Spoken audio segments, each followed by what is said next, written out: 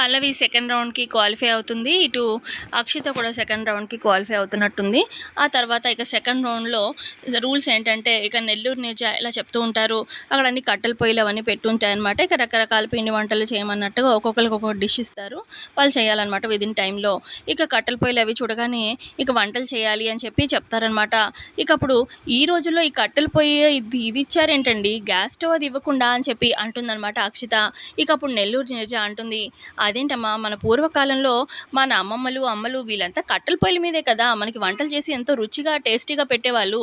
So మనకి Mrs Hyderabad అంటే ప్రతి దాంట్లో పర్ఫెక్టే ఉండాలి పెళ్ళైన తర్వాత మన ఇంట్లో వాళ్ళకి వండి పెట్టడానికి. సో ఏదైనా కూడా కదా. సో నేనైతే ఈ రకమైన కాంపిటీషన్ పెట్టాను. సెకండ్ రౌండ్లో ఎవరైతే కట్టెల పొయ్యి మీద విదిన్ టైంలో మంచిగా రుచిగా వండి పెడతారో వాళ్ళే ఫైనల్ రౌండ్కి విన్ అవుతారు.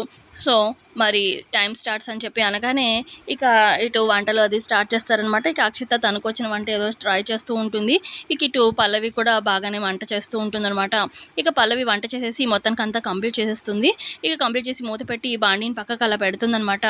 ఇక ఎవరు చూడకుండా మెల్లగా ఆ బాండీని తీసుకొని ఇటు పల్లవి పక్కకి అంటే ధ్యాస అటు పక్కకు ఉండడంతో అక్షిత మెల్లగా బాండీని తీసుకొని అక్షిత తన కట్టెల పొయ్యి మీద పెట్టేసుకుంటుందనమాట. ఇక ఇటు చంటి అబ్జర్వ్ చేస్తూ ఉంటాడు. ఏంటిది అక్షిత ఏం చేస్తుంది అన్నట్టుగా చూస్తూ ఉంటాడు.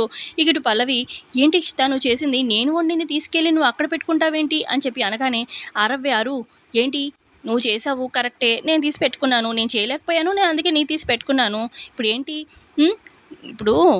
ఇప్పుడేంటి నువ్వు చేసావు నేను పెట్టుకున్నాను కరెక్టే కాదంటలేదు అరు, అందరికీ చెప్పు, కానీ పరువు పోయేదేంటి, అట్ లాస్ట్ మన ఇంటి పరువేగా పోతుంది. అందుకే సో నోరు మూసుకొని ఉండు. ఇంటి పరువు పోయిందంటే అత్తింటి పరువు తీసిన వల్ల అవుతాము. ఇప్పుడు నేను చేయలేదు కరెక్టే, కానీ నువ్వు కరెక్ట్గా నోరు మూసుకొని ఉంటే మన ఇంటి పరువు పోదు కదా. నీ వల్లే మళ్ళీ ఇంటి పరువు పోయింది, నేను తప్పు చేసినా కూడా నీ వల్లే ఇంటి పరువు పోయిందని అత్తయ్య మళ్ళీ నిన్నే తిడతారు. ఆలోచించుకో, మరి చెప్పాలనుకుంటే చెప్పుకో, నాకేం ప్రాబ్లం లేదు అని చెప్పి అక్షిత అనడంతో ఇక పల్లవికి ఏం చేయాలో అర్థం కాదనమాట. ఇప్పుడు ఎలాగా తను మరి ఇంతవరకు తను వండిన వంటే అటు అక్షిత పెట్టుకుంది. మరి పల్లవి విదిన్ టైంలో మళ్ళీ ఇంకేమైనా కొత్తగా వండుతుందా, ఏం చేస్తుంది అనేది చూద్దాము. సో ఇంతే అండి ప్రోమోలో చూపించింది. నచ్చితే లైక్ చేయండి. Thanks for watching.